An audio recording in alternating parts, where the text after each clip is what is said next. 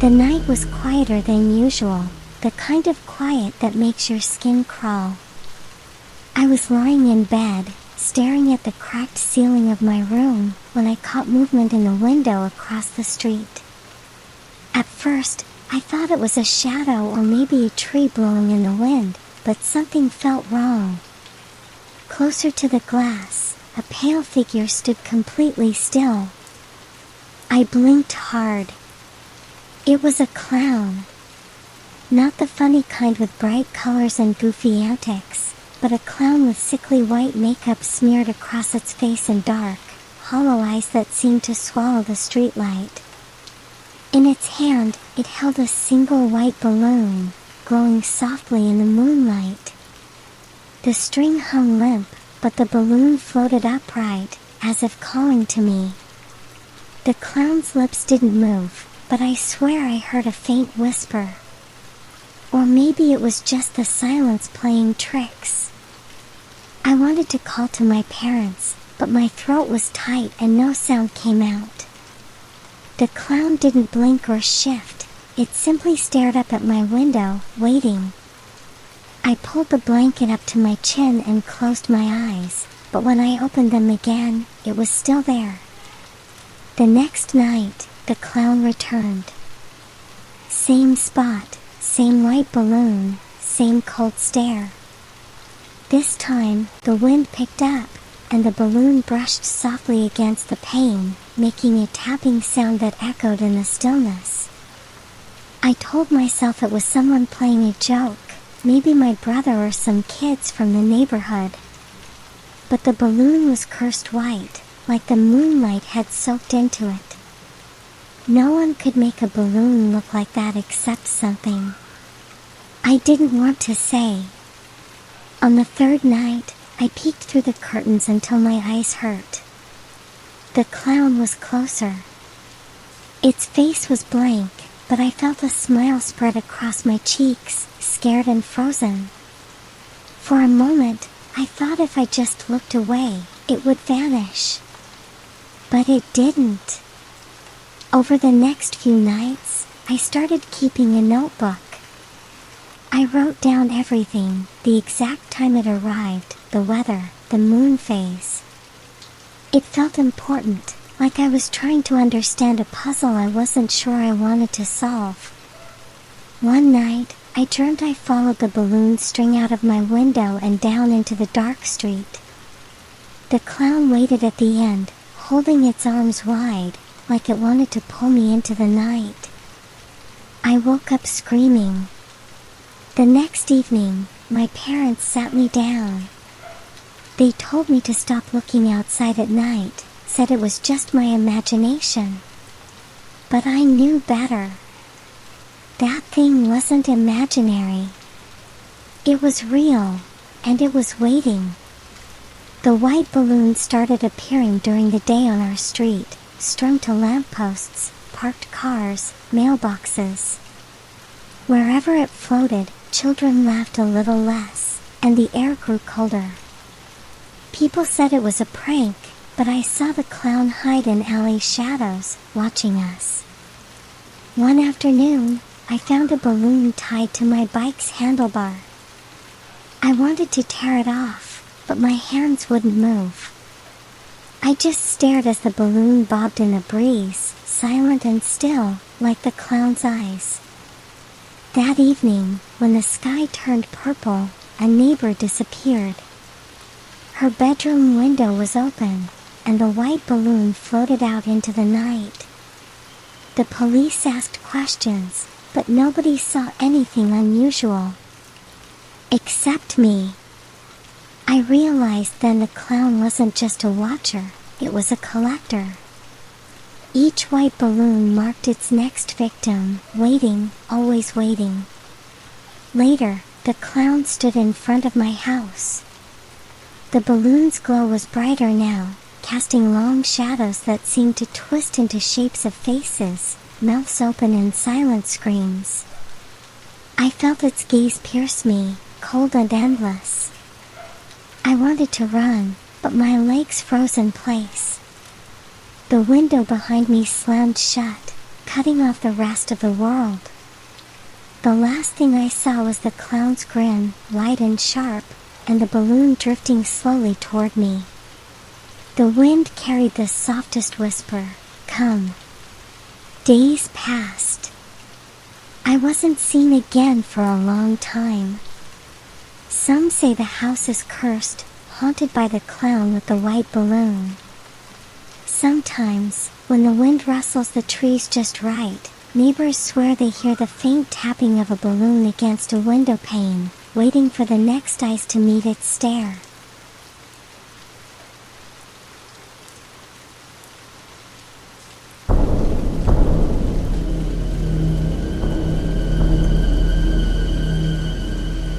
The carnival came into town quietly, but it left a scream that echoed in the shadows. I remember the first time I saw it from the dusty road, rusty trailers, and flashing lights that looked like they belonged in a dream or a waking nightmare. Lily wanted to go. Her smile was bright, innocent, and that's why I said yes. But that night stole her from me. She was gone. I searched every filthy corner of that carnival, calling her name until my voice broke. The laughter around me turned hollow, cold, like the smile of a wolf. The clowns moved between tents, their painted faces frozen in cruel grins, but their eyes were empty, no kindness in them. I fought back the panic. I had to hold on to hope. I had to find her. The tents closed early the next day. The carnival disappeared like a ghost without anyone making a stand. But I stayed. I crept into the wreckage just as the moon rose. Broken popcorn machines, faded banners, like a graveyard for laughter. Then I saw them. Not performers, but something else. Clowns with cracked makeup, skin stretched tight like dried leather, and eyes that soaked up light but gave nothing back. They were hungry.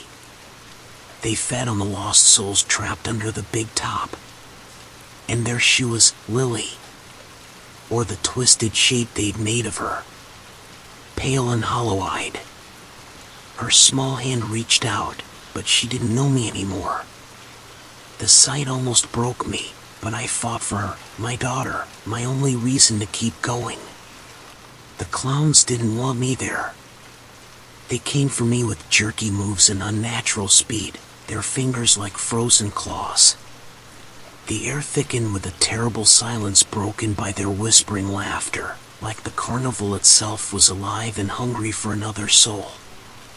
I ran. I ran with every ounce of strength I had left, my lungs burning, heart shattered. The carnival's cursed laughter chased me through the night, a reminder that hope isn't enough when darkness waits in every corner. The townspeople, they ignored the nightmare, looked away. They wanted to believe it was over, but I couldn't. Not while Lily's name was still whispered in the darkness where no one dared follow. Armed with nothing but grit and a burning love, I went back. The clowns were relentless. Their power seemed to grow with every scream, every broken dream. Their faces twisted in pain and rapture, hunting me with the persistence of a nightmare you can't shake. I fought in shadows and dust, searching for Lily, for the daughter who trusted me once. When I finally caught her fragile hand, faint and trembling, the hope I'd clung to flared like a dying star. We escaped under the first weak light of dawn. The carnival screamed behind us, a fading beast that waits in the dark for the next town, the next broken family. Now Lily sleeps, but her eyes hold stories no child should carry. And I stand guard, a quiet man pushed to the brink, willing to face anything to protect her. The road ahead is long, full of shadows and fear. But as long as she's with me, I'll carry her through every terror. One step, one breath, one desperate fight at a time. The nights before the carnival swallowed my little girl, I had a quiet routine with Lily. We'd sit on the porch and count the stars, dreaming of brighter days. Now those memories haunt me more than any clown's grin ever could. Every whisper of wind feels like a warning, every shadow a threat waiting to pounce. Sometimes I wake to the smallest sound, afraid it's her calling, or worse, something pretending to be. I find myself staring at her old toys, untouched and gathering dust in the corner of her room. There's a silence hanging over them, thicker than any darkness outside. Sometimes, when the house creaks too loud or the lights flicker, I swear I see movement out of the corner of my eye. But it's only me, fighting my own growing fear. During the days, I walk the empty streets near where the carnival was. Every storefront, every cracked window reminds me of the life Lily should be living, not trapped inside some nightmare. I've started looking for others, parents with the same haunted look, faces marked by hope slowly eroding to despair. It's a small club none of us want to join. And yet, for all the horror the carnival brought, there's something else I feel, a whisper of strength. Lily's not just the little girl I lost, she's the reason I stand upright, why I fight even when the darkness feels too thick. The clowns think they can break me, but they don't know that a father's love is the fiercest force of all. I'll walk this broken road forever if I have to. Because somewhere out there, in the shadows that claw at the edges of this world, Lily waits, and I will find her again.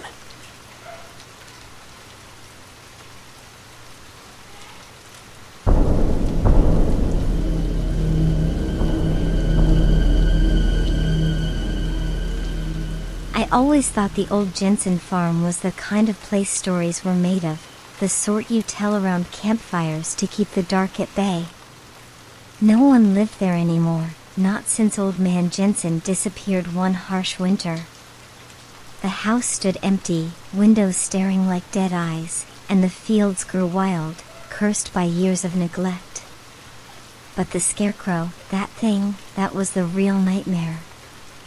They call it the clown Scarecrow. Stretched out in the middle of the cornfield on a wooden cross, dressed in tattered bright colors that shouldn't belong to a place that reeks of rot and dust. Its face is a cracked porcelain mask glued crooked, eyes painted wide and empty like a dead child's doll. The red nose is chipped but still shines under the sun, mocking the sky. No one knew who put it there or why. But ever since that day, things in the neighborhood went wrong. Livestock found mutilated, strange shadows slipping between the stalks at dusk, and people whispering that the Scarecrow wasn't just a scarecrow. One summer evening, curiosity pulled me and my friends to the Jensen farm. We dared each other to get close, to touch its gloves, to see if the legends were true. The air changed the moment we crossed the threshold, thicker and colder, the smell of earth mixed with something metallic and old. I laughed it off, half to keep the fear at bay, but my skin crawled as we stepped into the field. The corn rustled without wind, like something breathing behind the stalks. Then, out of nowhere, the Scarecrow's head jerked slightly, snapping toward me. I froze. It was just a trick of the light. Just the wind. I told myself that, but my heart slammed against my ribs. When we dropped our dare and turned back, the path was gone. The corn had shifted. The sun dipped lower, and the field grew darker, too dark for a summer night. We split up, calling for each other, but the voices seemed swallowed by the stalks. Shadows crept just beyond my vision, flickering like broken puppets. I quickened my pace until I heard a wet thud behind me. Turning, I caught sight of the Scarecrow a few feet away, no longer on its cross but standing upright on crooked legs. Its mask glinted in the moonlight, eyes empty but somehow watching. "Stop running," a voice rasped, like dry leaves grinding together. I didn't answer. I ran until my legs burned, but every path led me back to the field. My friends disappeared one by one. I found broken boots, torn shirts snagged on thorns.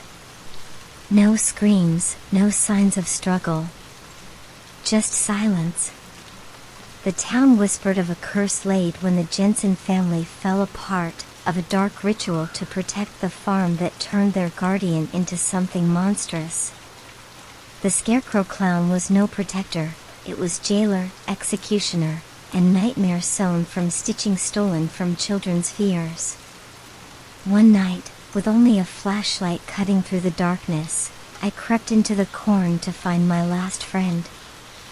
The air was heavy, alive with whispers that crawled beneath my skin. Near the Scarecrow's cross, I saw her, blank-eyed, swaying like a marionette. The clown's mask hovered inches from her face as it whispered cruel promises. I shouted her name, and the Scarecrow snapped its head toward me with jerky motion. Its laugh was a dry, broken thing haunting the edges of madness. I lunged, swinging a branch, but the thing moved faster than shadow, claws sharp, cold as grave dirt. It tore through me with unnatural force. Pain blossomed, but I fought, screaming until the field was a blur of twisting stalks and cruel grins. I woke at dawn, bruised and bleeding, clutching the torn shirt of my friend, but she was gone. I don't know how many nights I've spent awake since, watching shadows dance in my room, waiting for the clown to return. The Scarecrow waits, in fields forgotten by light and hope, its painted smile stretched wide enough to swallow souls. It watches you when you drive past the Jensen farm, waiting for the next feet to wander too close. I don't plan to go back. But I know one day, that smile will show up in my dreams, glaring from the darkness of the cornfield, beckoning. And when it does, I'll be ready, even if it's the last thing I ever do.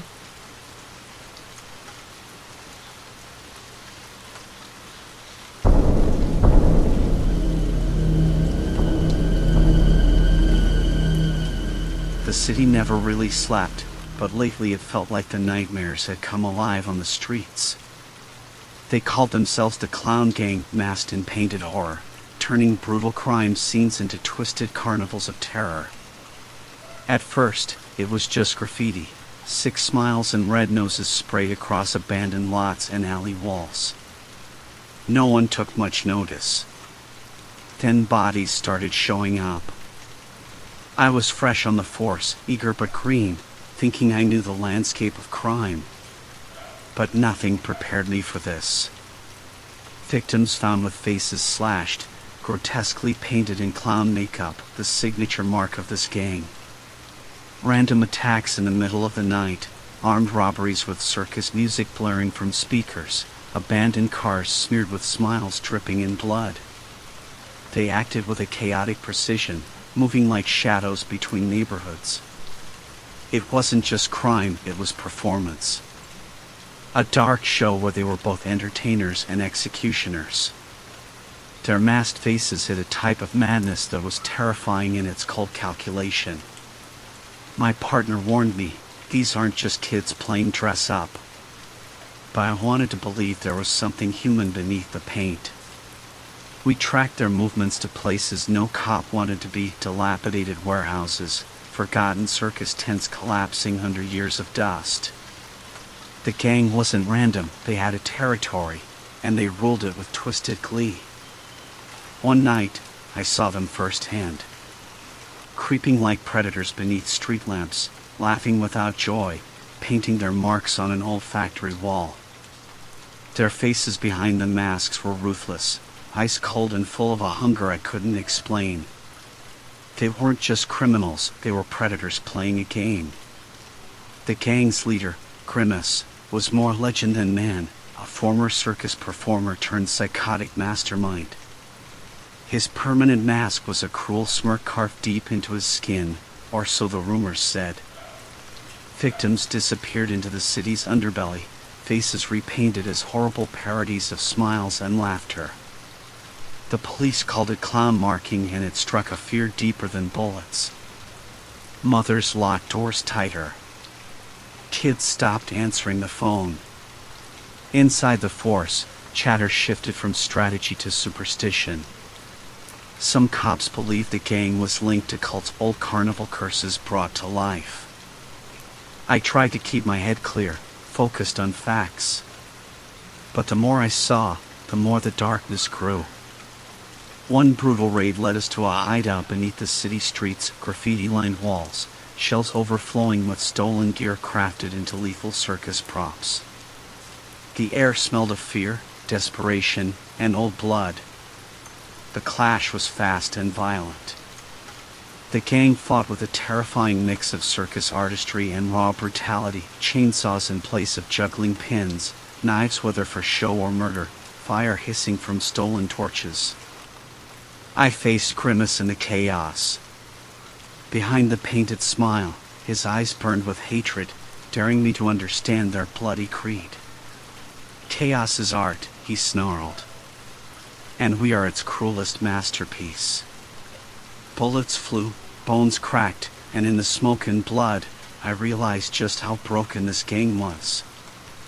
More than criminals, they were victims twisted into something malevolent, driven by pain and twisted loyalty. Grimace slipped away into the night, laughing as the circus burned behind him. The city held its breath, waiting for the next act. Survivors whispered of nights filled with distant laughter and the cold touch of painted hands. The clown masks kept appearing, like grim trophies marking territory. The force was stretched thin, ripping through the mess left behind, but the core remained elusive. The clown gang wasn't just a threat, they were a rotting wound in the city's underbelly. Every time I closed my eyes, I saw painted faces leering, twisted smiles echoing in the dark. I knew the chase wasn't over. Not by a long shot. Then came the night I shouldn't have gone out alone. The radio chatter dimmed behind me while I stalked the shadows of a forgotten district.